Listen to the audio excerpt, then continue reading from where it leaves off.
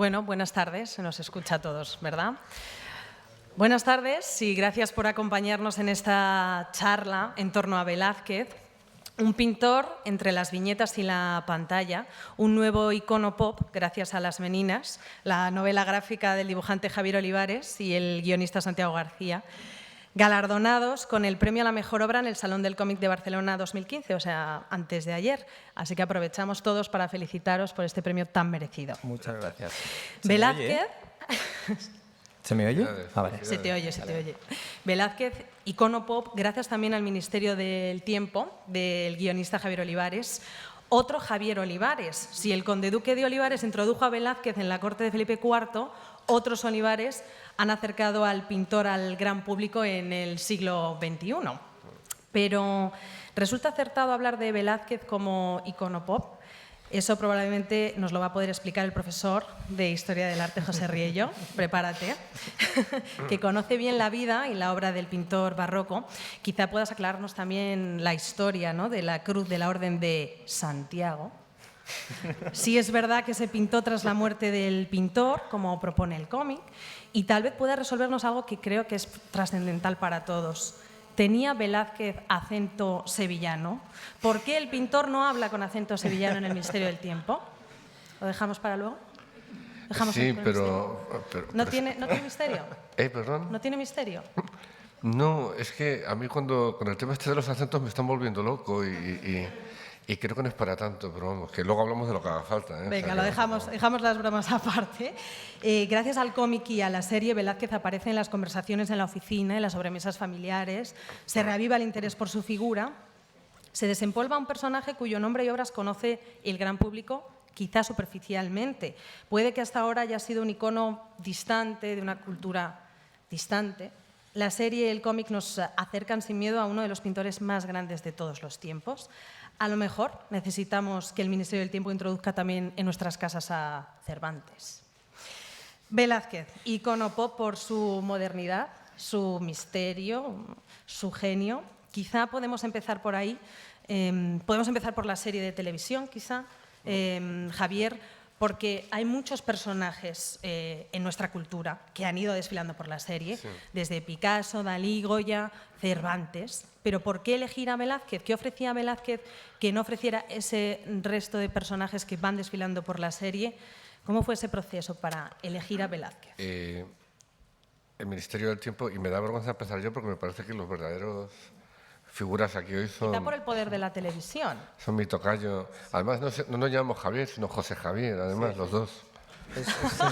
Es bastante tremendo, ¿eh? Porque todo el mundo se llama Francisco Javier. No, los dos nos llamamos José Javier Olivares, ¿no?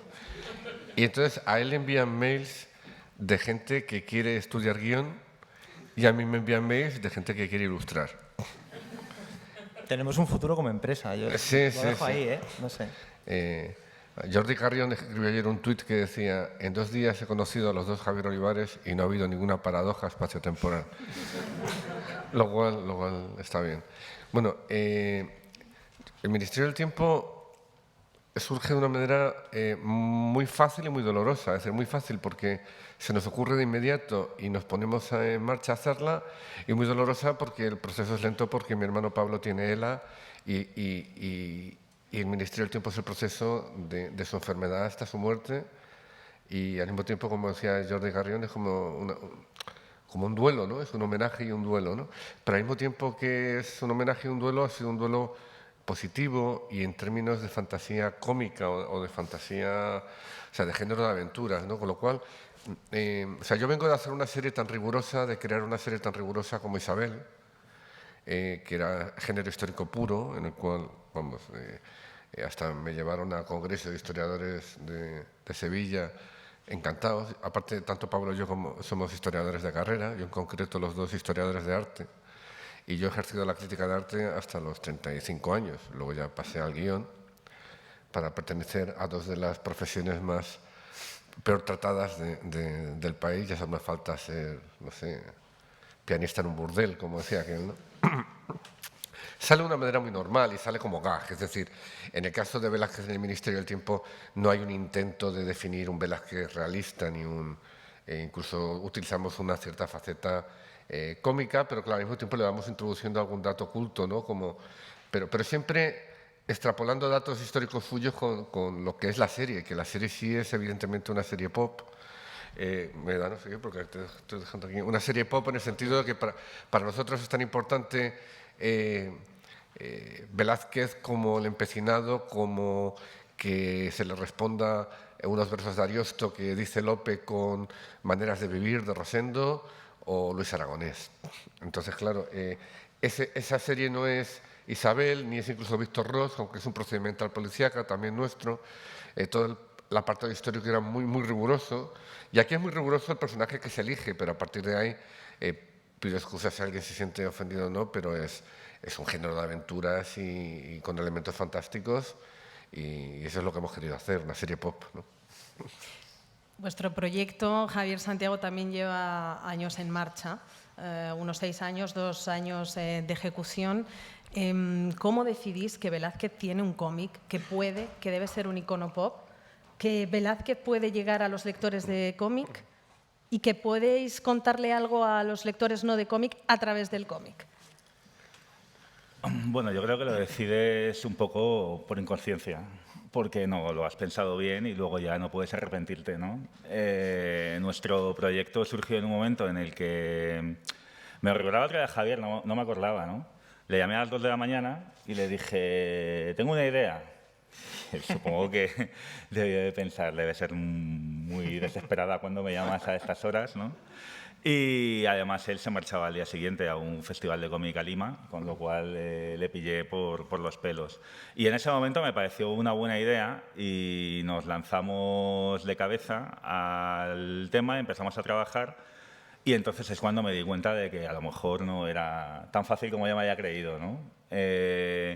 En parte, claro, el interés surge. Yo también he estudiado Historia del Arte, entonces, claro, ahí es cuando empiezas a ver las cosas con otros ojos, ¿no? Porque a mí me ha pasado lo que, comentándolo con muchas personas, le pasa a mucha gente, que las meninas no le interesa nada, porque es algo que forma parte tanto de nuestra cultura, de una forma tan asumida, lo tenemos tan interiorizado, ¿no? Forma parte del programa escolar más básico, con lo cual son todas las cosas que uno de niño aprende que no le interesan, que no quiere estudiar y que le parecen aburridas y rancias, ¿no?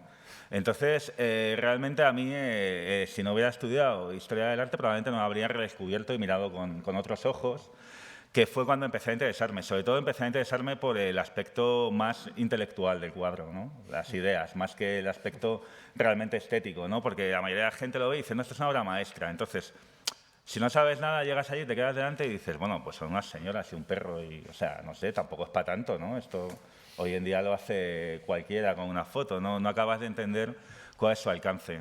Y entonces yo dije, no, esto en ese momento estaba muy interesado en estas cuestiones y dije, hacer algo fantástico. Y cuando empezamos a trabajar es cuando dije, ostras, digo, esto no...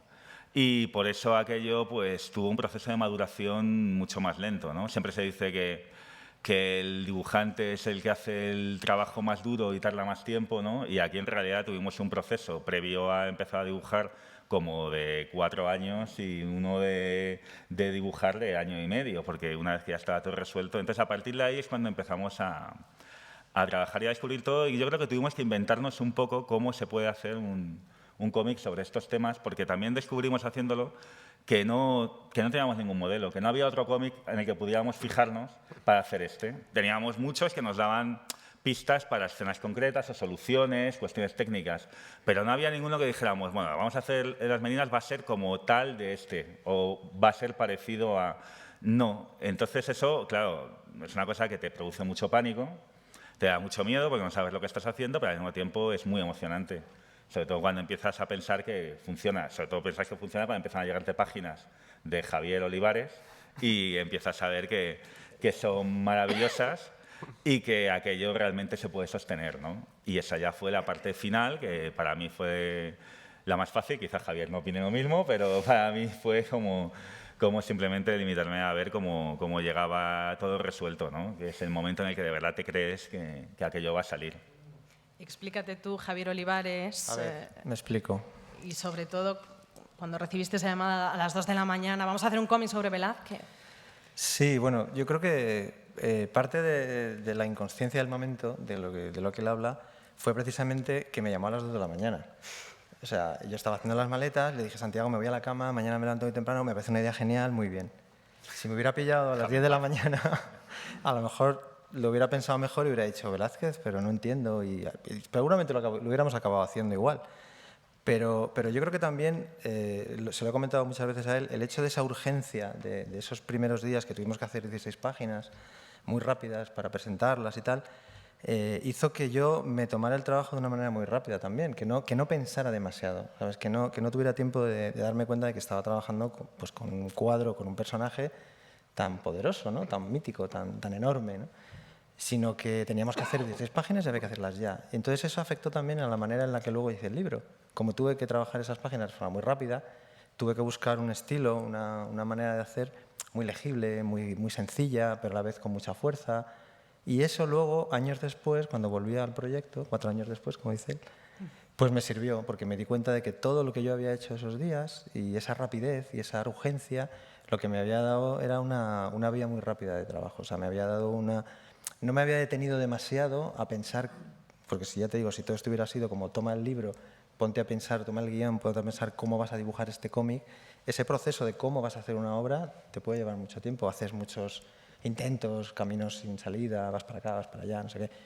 En ese momento dije, bueno, voy a hacerlo así. Y luego dije, no, me voy a mantener fiel a esta primera idea rápida, ¿no? Y yo creo que eso también es que aprendes con la edad, ¿no? Pienso. Velázquez y Iconopop, miraba a José Riello, al profesor José Riello, para que me digas qué piensas de todo esto. Estamos hablando de Velázquez como Iconopop, entendiendo pop como popular a través de medios populares como son el cómic y la televisión. ¿Tiene Velázquez madera de Iconopop? Bueno, antes de contestar a tu pregunta y hacer referencia a las reflexiones que hacían Santiago y Javier, sigo la broma de los apellidos y tal, porque mi segundo apellido es Velasco. Y entonces parece que los planetas se han alineado para confabularnos, ¿no? En torno a Velázquez, las Meninas y todas estas cuestiones. Iconopop probablemente. Lo que yo me pregunto es cuál es la parte temeraria de que se convierta en un iconopop, que acabe convirtiéndose en una marca y en definitiva que acabe de ser anestesiado, ¿no? Y yo creo que en lo que tenemos que seguir haciendo hincapié es justamente en intentar acentuar, subrayar por qué Velázquez sigue siendo importante para nosotros, habiendo pasado muchos años desde que creara las Meninas y desde que muriera, ¿no? En 1660. Yo creo que en esta cuestión hemos tenido mucha responsabilidad los historiadores del arte. No por casualidad Santiago y José Javier Olivares se han transformado en guionistas y de una forma muy cabal, ¿no? Pues los historiadores del arte pues somos bastante aburridos. Entre otras cosas, somos los responsables de esa intelectualización a la que tú hacías referencia, Santiago, pero no por casualidad, por tu formación como historiador del arte, a lo que te habían acostumbrado, a lo que te habían habituado, era ver las Meninas como un objeto intelectual. No, lo que quería decir era más bien que te acostumbran a ver algo que forma tanto parte del paisaje cultural como un poco pasa con el Quijote o estas cosas que realmente ya ni lo ves, ni das importancia. Y que en la carrera sí, en Historia del Arte sí aprendí a descubrir que había una dimensión intelectual que en realidad eso sí me parecía interesante, más allá de... Pero a lo que me refería fundamentalmente, quería hacer hincapié en este proceso de intelectualización que sufre el cuadro prácticamente desde que Velázquez lo crea. Sí. Una de las primeras descripciones, que es la de Antonio Palomino en el Parnaso Español Pintoresco Laureado, que se publica en 1724, lo que propone ya es primero una descripción maravillosa del cuadro, pero por otra parte haciendo referencia al testimonio de Luca Giordano, el pintor italiano, que a una pregunta de Carlos II, del rey, él dice es la teología de la pintura. Y ahí comienza el proceso de intelectualización del cuadro, que es muchas cosas más, porque es lo que caracteriza las obras de arte, que son como dunas, ¿no? Como estratos de sedimentación de significados que se van sumando según pasan los años, los siglos, las generaciones, que vamos añadiendo significados, pero siempre en el caso de las Meninas preponderó esa intelectualización. Y yo creo que de eso somos muy responsables los historiadores del arte, y tiene que ver con lo que tú decías, Laura, de ese Velázquez que había sido hasta ahora distante, ¿no? Muy intelectual, etcétera, etcétera. Curiosamente, si recurrimos a las fuentes de la época prácticamente contemporáneas a cuando se pinta el cuadro en torno a 1656, lo que subyace a la elaboración del cuadro es probablemente una razón sentimental. El personaje principal del cuadro es la infanta Margarita. Y hay que tener en cuenta el contexto en el que se pinta, con un rey bastante enfermo, no solamente física, sino también anímicamente, que yo creo que focaliza su atención, focaliza la alegría de vivir en los últimos años de su vida en Margarita, en su hija pequeña, a la que en la correspondencia llama la bicha, la enana y cosas por el estilo, ¿no? Y yo creo que lo que subyace en el cuadro es esta cuestión sentimental, poderosamente sentimental, que está en la correspondencia de Felipe IV con la condesa de Paredes Nava, y que los historiadores del arte no hemos querido ver, porque nos ha parecido probablemente que esta cuestión sentimental, ¿no?, era demasiado poco seria para nuestra ciencia de la historia del arte. No por casualidad, todo lo que aparece en el cuadro focaliza nuestra atención en la infanta Margarita. Y después es importante lo que está en el cuadro y también lo que no está. Lo que está en el cuadro es la familia de Felipe IV, pero es la familia y uno menos, si me permitís hacer el juego con la película célebre, ¿no? Porque quien falta es la infanta María Teresa, que era en la línea dinástica el personaje más importante, sin embargo no aparece. ¿Qué es lo que ha sucedido? Y con esto ya termino, es por esta cuestión sentimental que yo quiero hacer hincapié en ella, ¿no?, porque me parece muy, muy relevante y porque está en el cómic. Felipe IV, desde 1644, no se dejaba retratar, y Velázquez, si debía su carrera, sus éxitos, etcétera, etcétera, era como retratista del rey. Y yo creo que es un mensaje al rey. El cuadro es un cuadro privado, un cuadro que va destinado muy pronto a habitaciones privadas, y yo creo que es un mensaje de Velázquez para que el rey se dejara retratar y a su vez que Velázquez consiguiera, ¿no?, definitivamente su carta de naturaleza, ¿no?, como pintor y también como hombre en la corte. Insisto en esta idea de que el cuadro de las Meninas es fundamentalmente un cuadro sentimental y otras muchas cosas. Creo que algunos de los responsables de esta intelectualización hemos sido los historiadores del arte, y está fenomenal que hayáis llegado vosotros para salvar al cuadro a través de la televisión, a través del cómic, ¿no? Una idea un poco que procede de documentación que habréis tenido que visitar vosotros para hacer este cómic. ¿Cuáles han sido los retos más difíciles a la hora de enfrentaros a un cuadro tan estudiado que incluso Jonathan Brown habla de síndrome de fatiga de las Meninas, ¿no?, por todas estas teorías que hay, cuando él dice que se lo inventó todo, Velázquez? Que se lo inventó todo. Dice Jonathan Brown, se lo inventó todo. Sí, probablemente, pero Y lo improvisó en 4 meses. tampoco decir que se lo inventó todo arroja mucha luz, ¿no? Quiero decir, a lo mejor o es una clave o es alguna de las claves. Lo importante es que no hemos parado de hablar de las Meninas desde que se crearon. Lo relevante es que no se convierta en un icono, o que se convierta en un icono, pero intentar convencer a los que nos rodean de que ese cuadro, como toda la historia del arte, como todas las manifestaciones artísticas, son relevantes para nuestra vida cotidiana, ¿no?, porque intensifican nuestra manera de estar en el mundo. Ya sé que esto suena muy cursi, más en 2015, pero estoy convencido de ello. Es una razón sentimental también. Sí, pero estoy convencido. Si me habéis invitado era porque solamente quería decir esto. Hemos invitado sentimental. Os preguntaba por esos retos de documentación a la hora de... vuestro cómic es ficción y además no trata de ser una biografía de Velázquez ni del proceso de creación de las Meninas, sino también una demostración de lo que puede llevar a un creador a hacer una obra de arte, ¿no?, lo que puede motivar. Ahí es donde vosotros metéis también vuestra propia percepción como creadores, pero está el reto de la documentación, ¿no?, de no fallar a la historia. Bueno, el reto de la documentación, para mí principalmente, como venía un poco de la responsabilidad de ser historiador del arte, entonces te sientes un poco obligado a responder ante tus profesores, digamos, ¿no? Entonces, claro, yo he tenido profesores como Fernando Marías o Felipe Pereda, que son profesores especialistas muy importantes en estos aspectos. De hecho, por ejemplo, Fernando Marías editó una antología de textos sobre las Meninas que se llama Otras Meninas, que es quizá uno de los mejores libros para iniciarse en una panorámica de las diferentes aproximaciones que se han hecho al cuadro, ¿no? Desde muchos puntos de vista. Entonces, sientes, o sea, eso te ayuda a tener, digamos, de principio una visión más profunda que si te acercaras a través de unos libros divulgativos, pero también el principal desafío con el que te encuentras es evitar que la documentación te aplaste. Porque dices, no, voy a leer todo lo que pueda leer y luego ya elegiré. Claro, podría estar leyendo todavía, ¿no? O sea, y no habríamos hecho nada y me moriría leyendo porque es interminable lo que se ha escrito sobre las meninas. Entonces, el problema es que cuando te pones, llega un momento en que sientes esta especie de ansiedad de, no, pero ¿y si me dejo algo que es más importante? Está escrito algo y aquí hay una idea, ¿no? Además, cada cosa que lees, bueno, no todas, pero muchas, siempre te sugieren algo, ¿no? Entonces siempre piensas que hay una nueva pieza. Es como si fuera un puzzle que cada pieza que coges lo hace más grande, ¿no? Y nunca lo vas a terminar. Entonces hay un día en que dices, no, se acabó. O sea, no estoy haciendo una tesis. Incluso aunque estuviera haciendo una tesis, nadie que haga una tesis hoy en día puede ya aspirar a leerlo todo. Entonces, quiero hacer un cómic, quiero hacer una historia, que es la nuestra personal. Olvídate de esto. Entonces, una vez que creo que tuve la suficiente profundidad de documentación, el trabajo principal era olvidarse de ella. Entonces, a partir de ahí,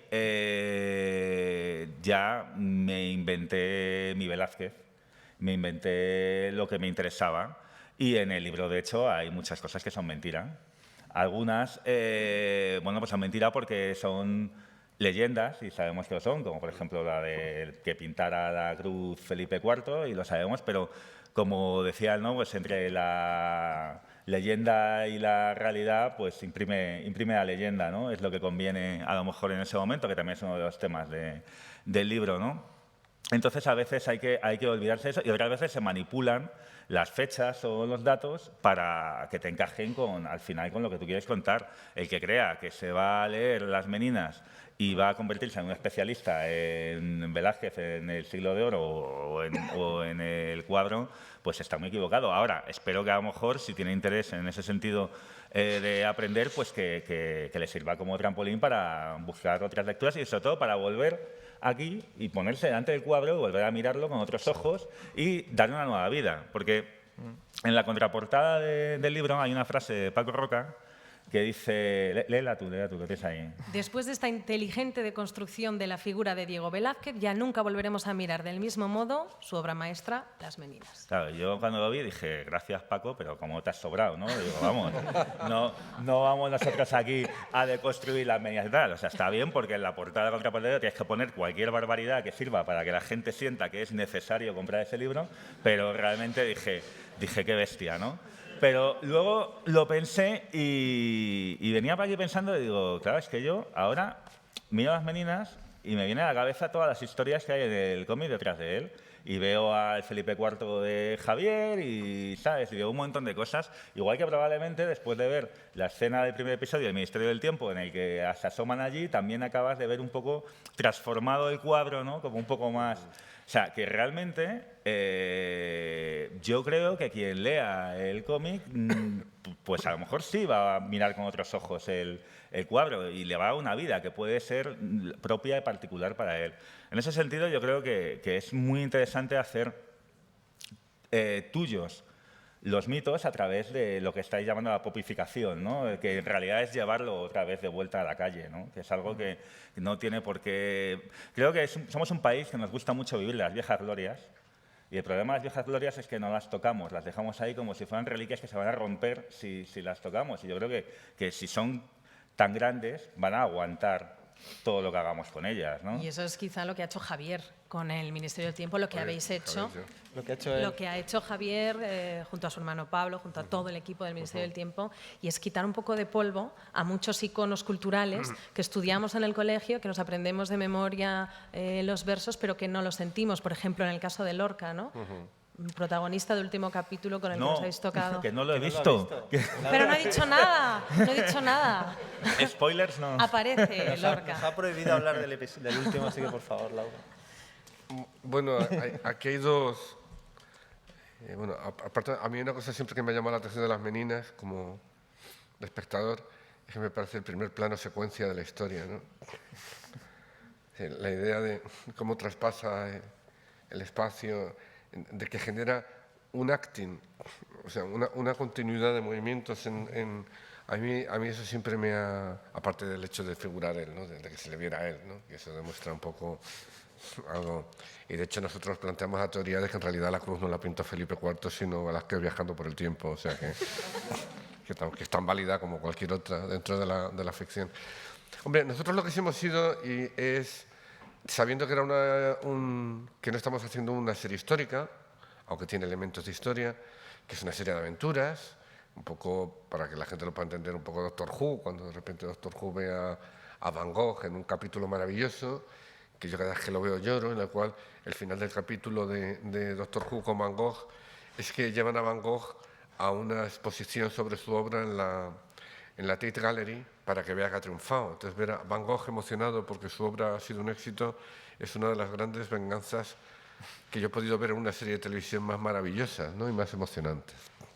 Es televisión, es ficción, insisto, hay género. Es decir, Isabel es una serie, la primera temporada, que fue la que hicimos nosotros, muy, muy rigurosa, en la que no nos permitimos ninguna tontería ni ningún desliz, pero esta es una serie de aventuras. Ahora, hemos tratado a todo el mundo con respeto. La prueba es que, de hecho, hubo un momento que la gente se alarmó cuando vio que íbamos a sacar a Franco y a Hitler en Hendaya, y no ha habido ni una sola queja. Ni ha habido una sola queja tampoco por mostrar una faceta de Lope de Vega distinta a la habitual. Es decir, y Velázquez sí, bueno, nos lo hemos llevado a un puntito de comedia, pero yo creo que la gente ha entendido que nosotros no estamos haciendo una serie y que es cierto que si en un momento dado eso hace, como ha ocurrido, que mientras se emite el Ministerio del Tiempo esté retuiteando la Biblioteca Nacional, los archivos del Estado, el Museo Romántico, pues es estupendo sentirse apoyado por esas instituciones, ¿no?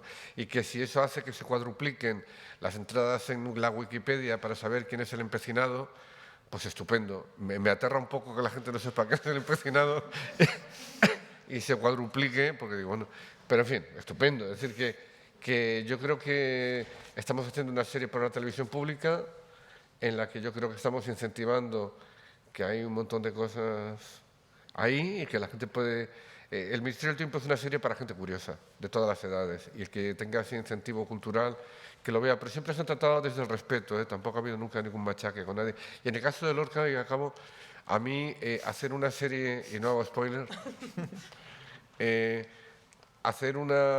poder hacer una serie en la que se lee un poema entero de Lorca, o el protagonista es el Guernica como símbolo de... o etcétera, etcétera, etcétera, a mí me parece, cada vez que la veo los lunes, hasta el pasado lunes en mi casa, cuando veo a mi esposa que la está viendo, me parece un milagro. Y estoy muy, muy orgulloso de eso, como yo creo que ellos tienen que estar muy orgullosos de este cómic, que por otro lado lo leí hace poco porque me lo enviaste y tenía muy poco tiempo, y me parece que tiene también esos viajes por el tiempo a través del personaje. Lo hablábamos antes, que de pronto enfrentas a Picasso. Por el tiempo y aquí sin estar en contacto, había esos flashes por, además, Goya, en la parte más, para mí, como espectador más fallida de Goya, como pintor, en Picasso, evidentemente, y sobre todo me hizo mucha ilusión que hubiera un pequeño recuerdo al equipo Crónica, porque me parece que, igual que el pop, en todo su sentido, ha sido muy maltratado en este país, y que el equipo Crónica me parece que es un fenómeno, o luego Eduardo Arroyo también, es cierto, me parecen gente que no ha sido valorada lo suficiente en la historia del arte de este país, porque eran divertidos. En este país o eres muy solemne con la cultura o son mariconadas, no sé si me explico. Y yo creo que el pop, en ese sentido, España tiene, la cultura española tiene una gran duda con el pop, con la cultura joven, como le llaman en Inglaterra, ¿no? La youth culture, es decir, el concepto de esa nueva cultura. Y yo creo que en ese sentido vuestro libro es maravilloso. O sea, pero mira que es verdad lo que dices de la seriedad, porque a nosotros mucha gente que nos viene y nos dice que les ha gustado el cómic y tal, y eso, y se me dicen, tal, y muy serio eso, y digo, no, tiene mucho humor. Sí, digo, mucho. O sea, bueno, pero la gente tiende a borrarlo. Mucho. El viaje de Cano. Sí, ¿no? Y continuamente.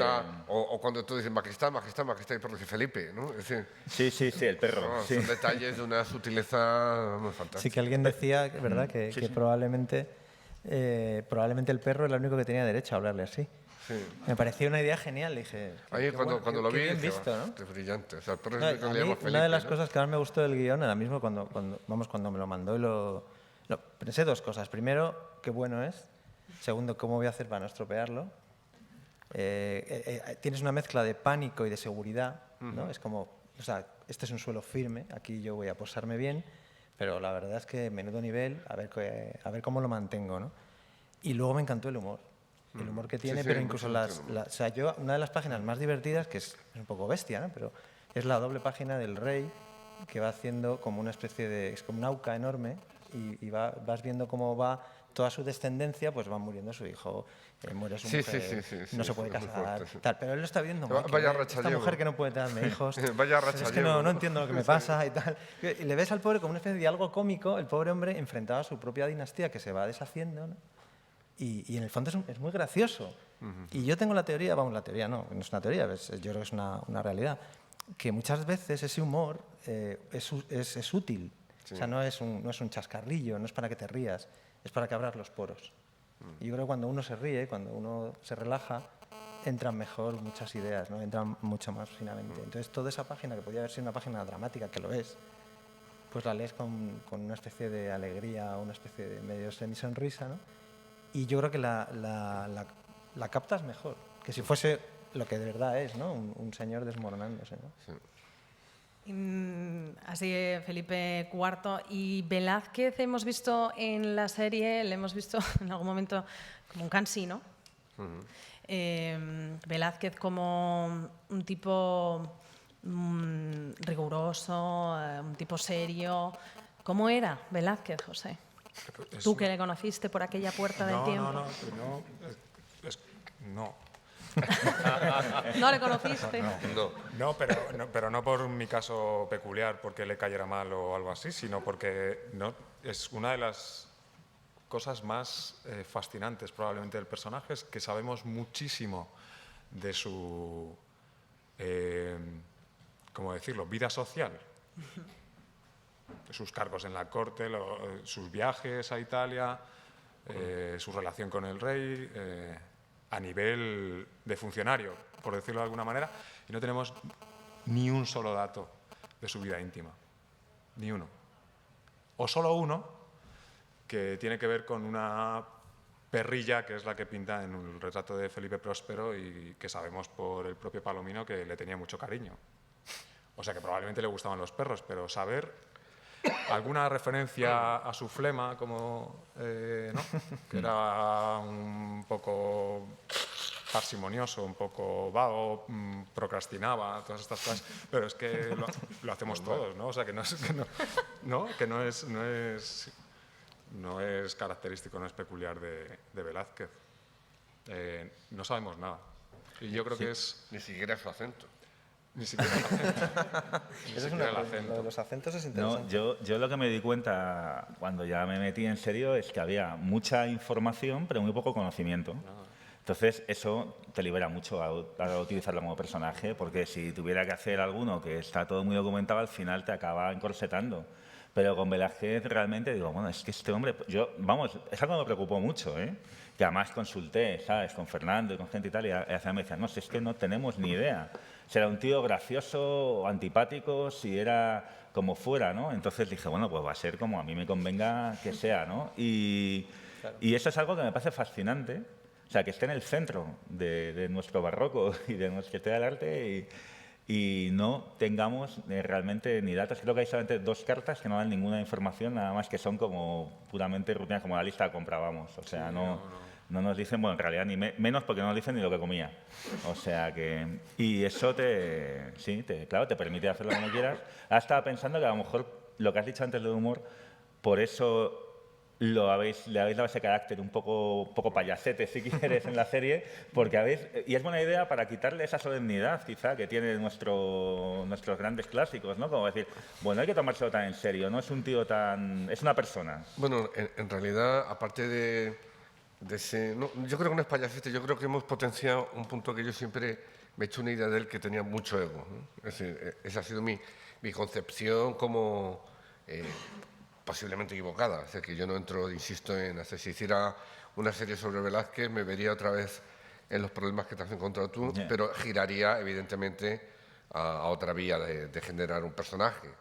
En este caso lo que sí hemos potenciado es alguien muy perfeccionista, con mucho ego, y en el que hemos, Pablo y yo, puesto en boca, sin intentar romper, elementos como, que curiosamente coinciden con los vuestros, como Picasso, la opinión de Picasso y tal.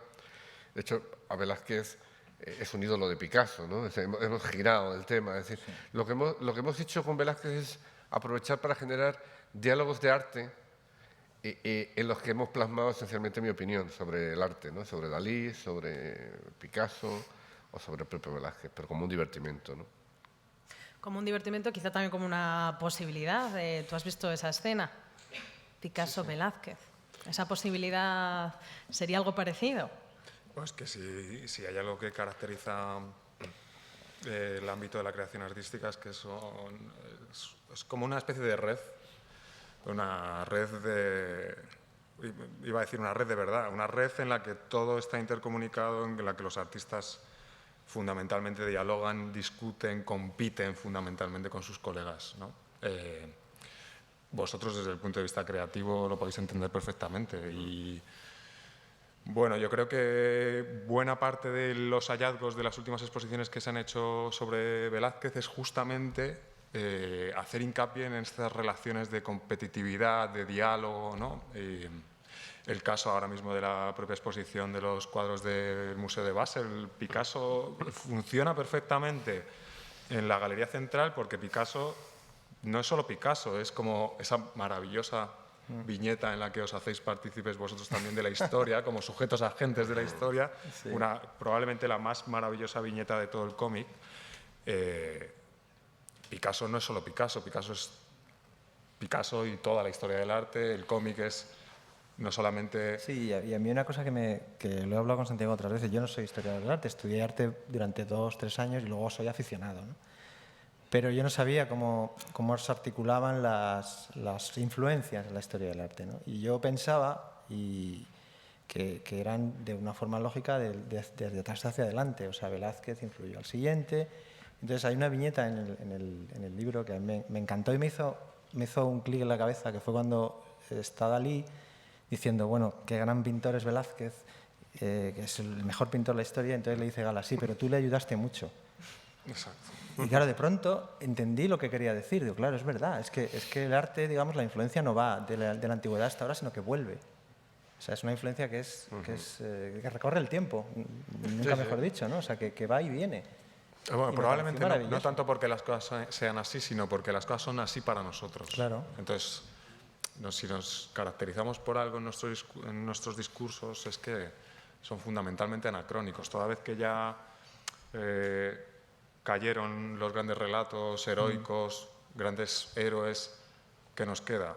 Pues nos queda justamente estos diálogos que han de ser fructíferos, que han de ser relevantes. Y que además se complementan. Y que son fundamentalmente anacrónicos, claro. Sí. Hay una viñeta, además, me lo dijo una persona, yo no había caído, que yo creo que ejemplifica un poco esto, ¿no? De esta influencia hacia atrás y hacia adelante, y es que hay un toro aquí, hay un momento que Velázquez va a una corrida, no es una corrida, eran como no sé, como picadores y bueno, no exactamente qué era.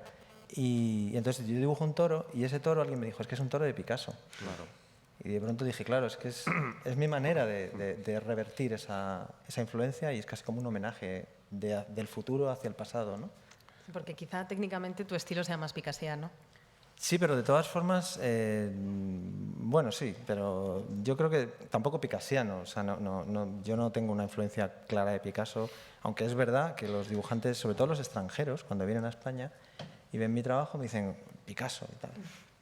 Y supongo que es porque lo ven desde fuera, claro, yo lo tengo demasiado asumido, ¿no?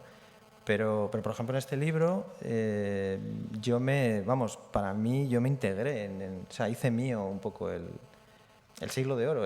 Así como él hablaba de una documentación que él ha tenido que consultar y que estudiar, cuando él me pasó a mí el trabajo, digamos, él no había acabado. O sea, el libro no se acabó cuando él me dio el guión, sino que siguió moviéndose a nivel de guión, incluso a nivel de estructura. Pero digamos que ya me tocaba a mí darle imágenes, ¿no? Entonces, mi proceso de trabajo fue igual que el suyo. Yo me documenté muchísimo también con los mismos problemas que teníamos sobre Velázquez, que es que no se conoce, o sea, conocemos cómo eran los reyes, los condes, los duques, en momentos muy concretos y con escenarios muy concretos, pero la gente normal, yo le preguntaba a la gente, bueno, ¿pero cómo pintaban? ¿Pintaban vestidos de...? O sea, pintaba así, con de negro y con los zapatos de tacón y tal, y se ponía así, y no se manchaban, o sea... claro, un dibujante se enfrenta a cosas de esas. Me imagino que un cineasta, cuando tiene que poner a un pintor del que solo hay una imagen en un cuadro a trabajar, piensas, ¿cómo trabajaba? Y se quitaba la camisa en algún momento, y yo le he puesto con la camisa quitada. Ese es Son el momento que te licencias. paraliza Claro. a la hora de trabajar. Es decir, Bueno, yo es tengo que muy soy claro, va a dibujante, pasar esto, va tal. sí. Y aunque hagas desde el realismo absoluto a comedia, al final la verdad implica que eso tiene que ser verdad. Dices, En algún momento se ¿y cómo quitaría la estaban? ¿Y camiseta, cómo tal? Velázquez. Entonces O sea, ahí es donde empieza, entre eso y empezar a trabajar, empieza la procrastinación, ¿no? Es decir, voy a documentarme, o voy a tal, o bueno, esto ya lo veo mañana, ¿no? Porque sí, Bueno, es sí. un momento en el que te quedas como al borde del abismo, ¿no? Sí, sobre todo porque yo buscaba cómo eran los caballetes, donde pintaban, o sea, todos digamos, los retos técnicos de dibujante puro, de bueno, Santiago le decía al guión, pues está trabajando por la noche. Y yo le puse trabajando por la noche, cosa que ya me dijeron que era una idiotez y que no trabajaban jamás de noche con velas, eso es absurdo. Pero bueno, Se ha quemado todo el taller. sí. Y aparte de que imagino que la vela, claro, mueve la pintura, mueve las sombras, es imposible pintar. A mí me parecía, me tomé esa licencia, ¿no? Me he tomado muchas, además, no solo eso. Pero me parecía que ahí, ese momento, era más bonito, era más interesante, incluso la propia portada de la edición francesa, que veréis asomar por aquí, que está por la noche Velázquez pintando así como en camisa y tal, que eso, vamos, era probablemente absurdo porque era una vida muy protocolaria, muy rígida. Sin embargo, como imagen, en el fondo el libro está lleno de imágenes que significan cosas, no que muestran cosas. Yo creo que es mucho más fácil tomarse libertades en el cómic que en el cine o la televisión.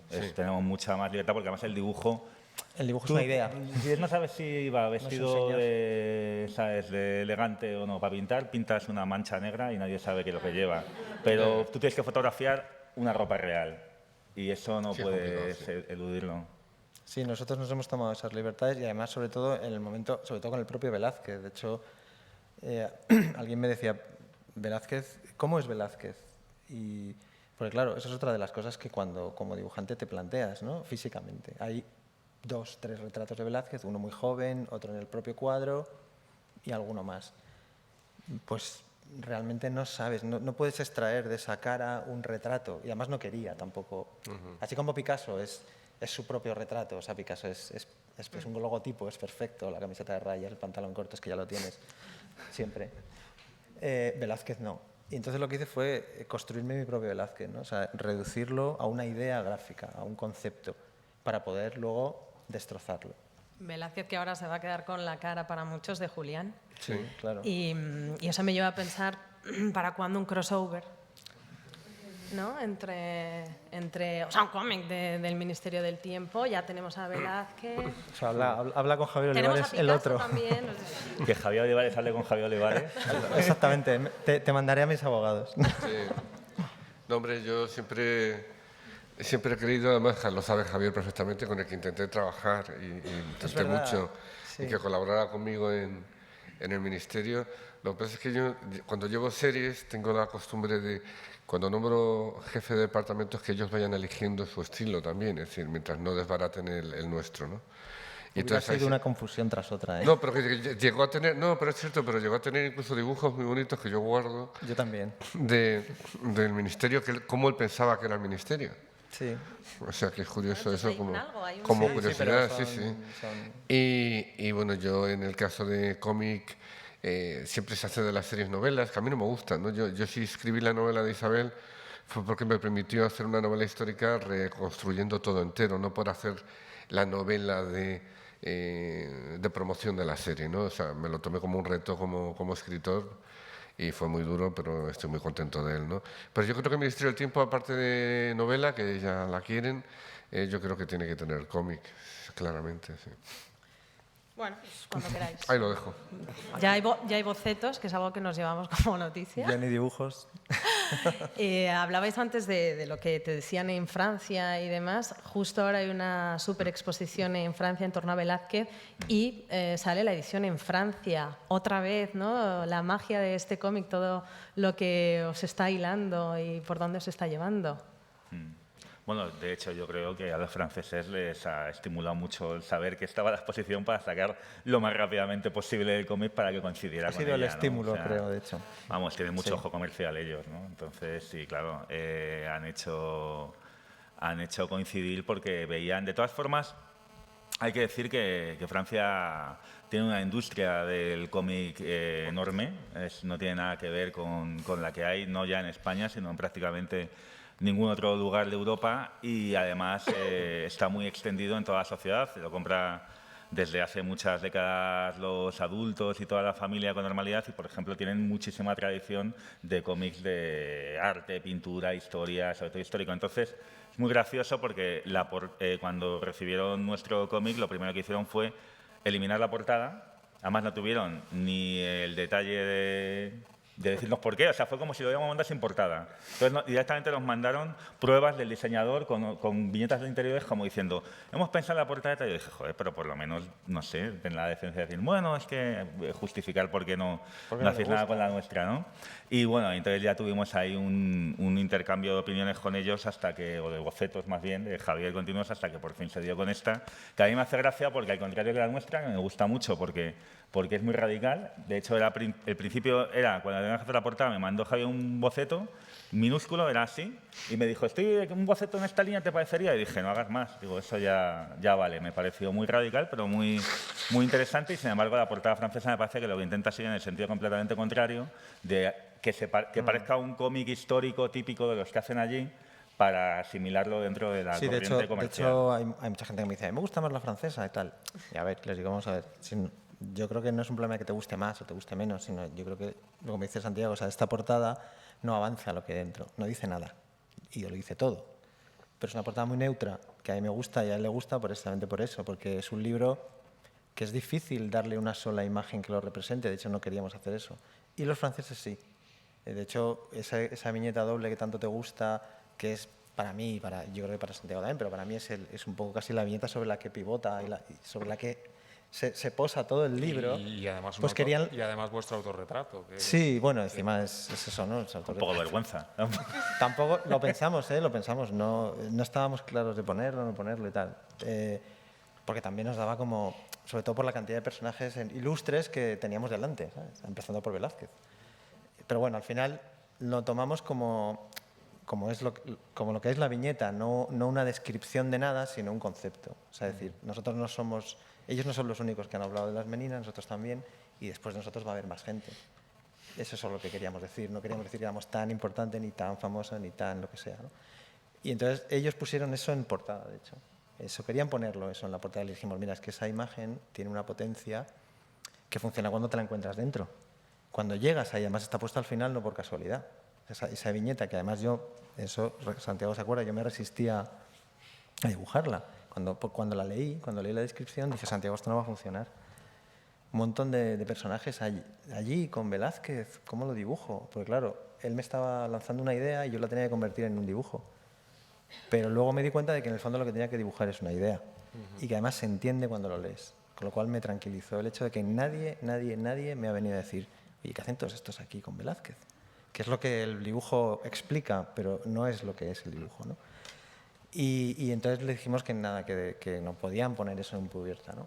Y entonces tuvimos ahí pues, una serie de tira y afloja, y al final su portada lo que es mucho más convencional, si quieres, y incide más en la parte de historia de Velázquez. Es como un drama, ¿no? Es como un tebeo dramático de un pintor que sufre por las noches, en camisa.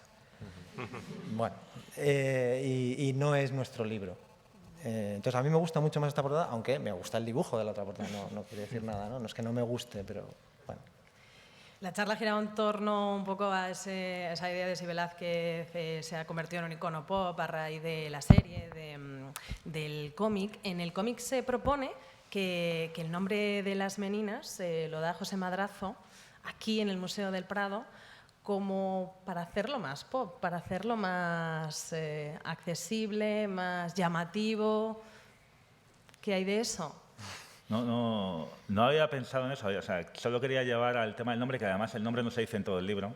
Sí, Entonces, solo en la portada. quería, no, pero vamos, quiero decir, el hecho histórico es ese, quiero decir, la realidad, ¿no? Y simplemente quería acabar con eso, pero no había pensado en que en realidad tiene también un poco ese sentido, porque dice, No es lo ahora mismo, que vienen ¿no? muchos extranjeros, vamos a ponerle un nombre un poco más No es fácil lo de... mismo llamarlo retrato Claro. de la familia de Felipe IV que llamarlo Las Meninas. Vamos, eso me lo invento yo, que fijo, se probablemente dirá, es una tontería. No. Lo que dicen los inventarios de época es retrato de la infanta Margarita, que entonces es emperatriz, y entonces emperatriz Margarita, que incide en la idea esta que os comentaba antes, ¿no? Y después el Palomino vuelve a decir retrato de la señora emperatriz Margarita, con lo cual es el personaje central, la cuestión sentimental, etcétera, etcétera, y no es solamente a mediados del 19 cuando recibe el nombre de Las Meninas. ¿Por qué Madrazo decide rebautizarlo? Bueno, probablemente también por un deseo de acercamiento, por una extrañeza, ¿no?, con respecto al propio cuadro, que insisto que había sido un cuadro importante pero privado, secreto, ¿no? Y es el nombre con el que Por marketing. hacemos, ¿no? Sí. Ahí. Pero es un nombre raro cuando lo piensas, porque Meninas no es un nombre, no es una palabra, española. No, es una palabra de origen portugués, como sabéis, que hace referencia a las sirvientas, ¿no? ¿Pero es una palabra de uso en la época o...? En la época en la que se pone el nombre, me refiero. Yo no tengo ni idea, no lo sé. No tengo ni idea. Otro misterio. No, pero probablemente no. Es un invento de Madrazo, ¿no? Y lo rebautiza y, bueno, ha tenido suerte. Te salió bien el nombre. Para ir terminando, por si además también queréis vosotros hacer alguna pregunta, id pensándola. Tú desde la universidad, tanto la universidad como después cuando te vas a tomar una cerveza, a tomar un café, ¿se habla más de Velázquez en la calle después del Ministerio del Tiempo y espero que también después del cómic, teniendo en cuenta el poder de uno y de otro? Claro que no. Pues a lo mejor responded vosotros. ¿Habláis más de Velázquez?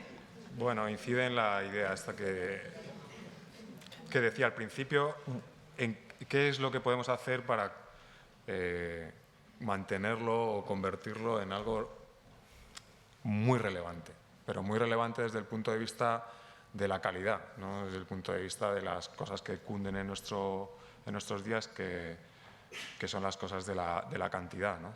Eso, mis alumnos que están por ahí, que son... No sé, ¿qué hacéis aquí?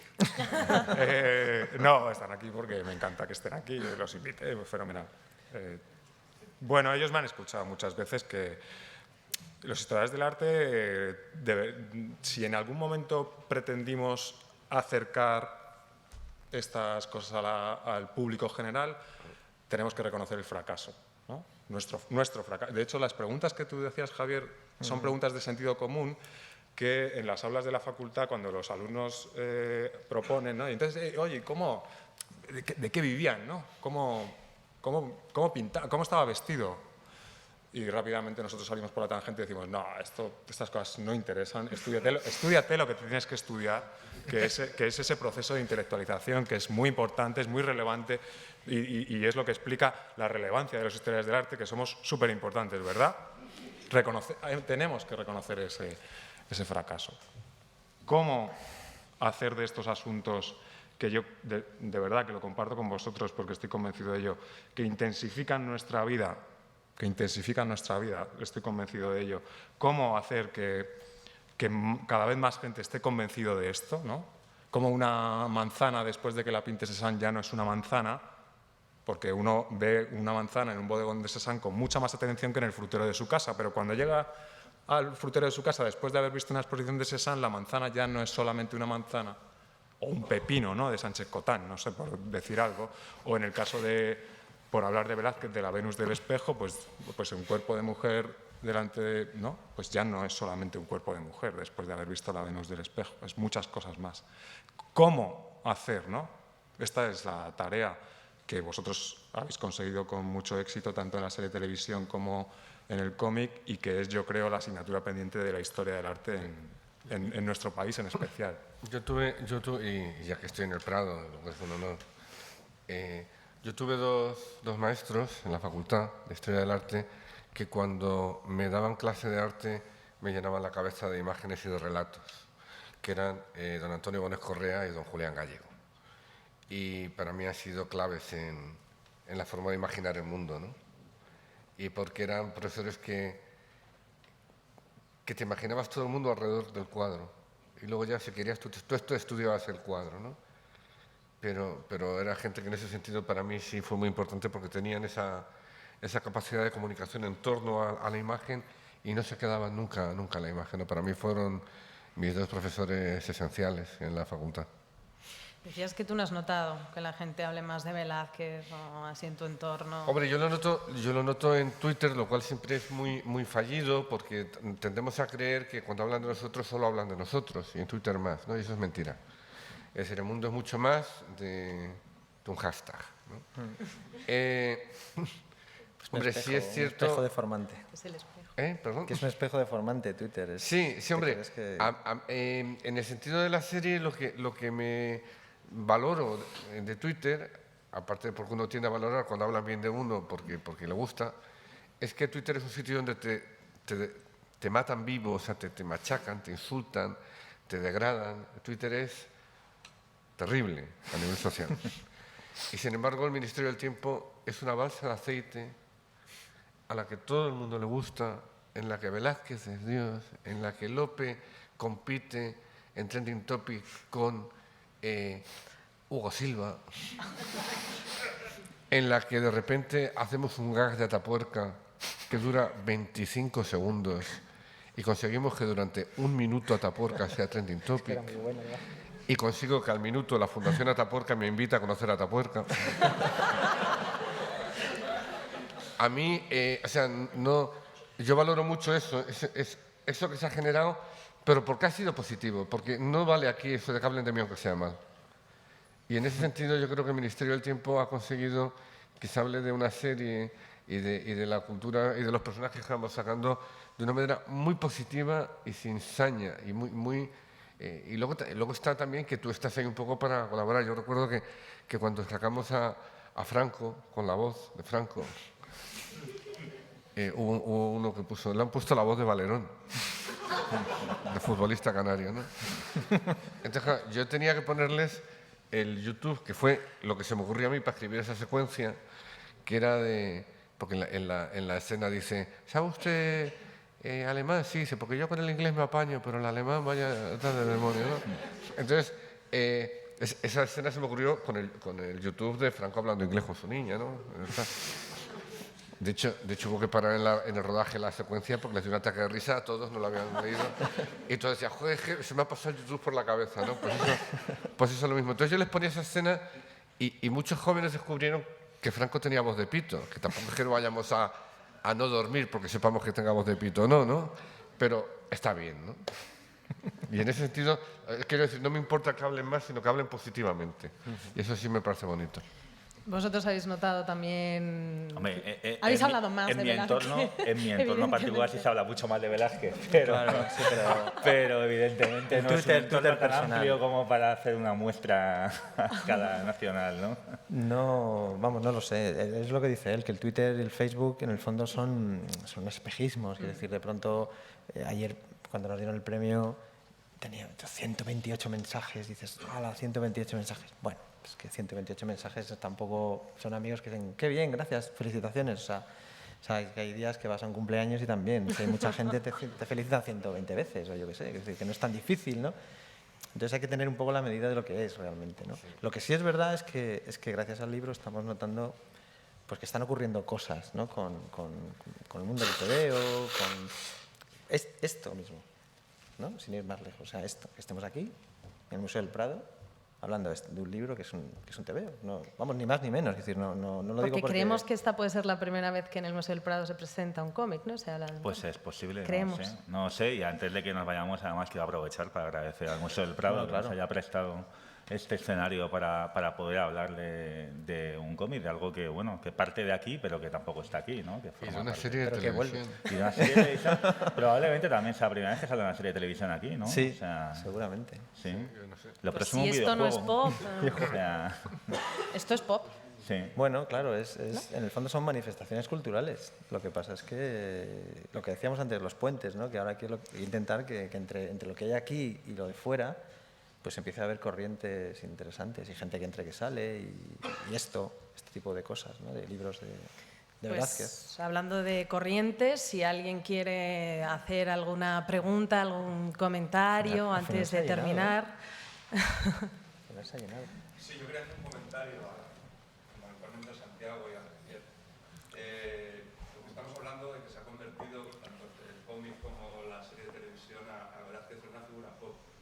Y no sé, hay un profesor universitario que es especialista en arte. Yo creo que es que en su contexto, en el contexto de su época, Velázquez fue un artista pop. Sí. Por ejemplo, el tratamiento que hace a la hora de abordar temas mitológicos, por ejemplo, en el teatro de corte, quedan un poco en ese sentido, ¿no?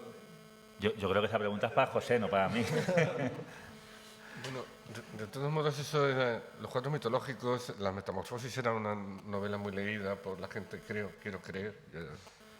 Y digamos, si te das cuenta, si pasas por el Museo del Prado, ves el cómic de las Metamorfosis a través de distintos personajes, ¿no? O sea que eso Me refiero a la forma de abordar la temática, de cómo la representa, de resta, no sé cómo expresarlo, una majestuosidad o una solemnidad que tienen artistas incluso contemporáneos a él y que la relaja, que digamos que acerca la mitología más a los seres humanos. Sí, pero no la veía al público, porque iba o a una colección privada o a una casa real. Quiero decir que eso es un matiz importante también. Sí, probablemente lo que ha cambiado es la concepción de pop, ¿no? Sí, yo me gustaría escuchar tu respuesta, José, porque creo que... Bueno, el hecho de que pensemos que Velázquez relaja el tono de la pintura mitológica forma parte de una determinada imagen que se fue construyendo a propósito del pintor y entonces algo que le peculiarizaba era esa relajación en el tratamiento de temas supuestamente solemnes. Bueno, yo creo que lo que caracteriza fundamentalmente a Velázquez es lo que en la época se llamaba ingenio, y el ingenio es la capacidad de abordar, como habéis hecho vosotros, los temas de siempre, los asuntos de siempre, que son los importantes, que son los que revelan cosas. Ahora mismo me ha venido Rajoy, ya lo siento, por lo de las cosas, ¿no? Que revela las cuestiones verdaderamente importantes en nuestra vida, en nuestra existencia. Y el sentido común. Y las personas normales. Claro. No abramos esa puerta. Has abierto la caja de los truenos. Bueno, no pretendía. No, son las preguntas de siempre abordadas con ingenio, es decir, abordadas con novedad. Bueno, eso en guión se llama dramaturgia. Es decir, es hacer atractivo una historia que en sí puede serlo, pero que Lida lo es, pero que no la puede filmar. Es dotarla de las imágenes para que el público se pueda acercar a ella. Eso aplicado a guión, ¿no? Entonces, yo creo que tiene muchos nombres también. Yo creo que considerarlo arte pop es un poco viajar por las puertas del tiempo y ya, pero es que quiero decir, tampoco creo que puedas hablar de pop antes de que existe el pop, ¿no? Porque entonces empezamos ya, pues eso, a coger una moto para irnos a rescatar a alguien al pasado y tal, y es Que algo no que pasa en tu resulta, serie. claro. O sea, que no ha pasado nunca. Ah. Bueno, la verdad es que si tú metes en el Google Maps Plaza Duque de Alba 2, te sale el Ministerio del Tiempo, te aviso. O sea, estáis cambiando la historia. Estamos cambiando la realidad con la y el ficción. espacio, el tiempo. Y encima temas como yo, Sam. Vale. Por ahí había alguien que quería preguntar. ¿Cómo el Louvre no tiene ningún Velázquez y Francia solo tiene dos y tiene la bomba atómica? Y nosotros no tenemos ningún Sardín, creo que es el pintor francés, que hace poco tuvimos una gran exposición, nada más. Muy buena pregunta. Yo es que me retiré de la crítica de arte, así que cedo. Ya te la vamos pasando a ti. Van pasando. Laura, ¿quieres...? Tengo mi opinión, pero vamos. Has venido para eso. Yo a esa pregunta no puedo responder, no José. sé si José, igual Bueno, se nos escapa.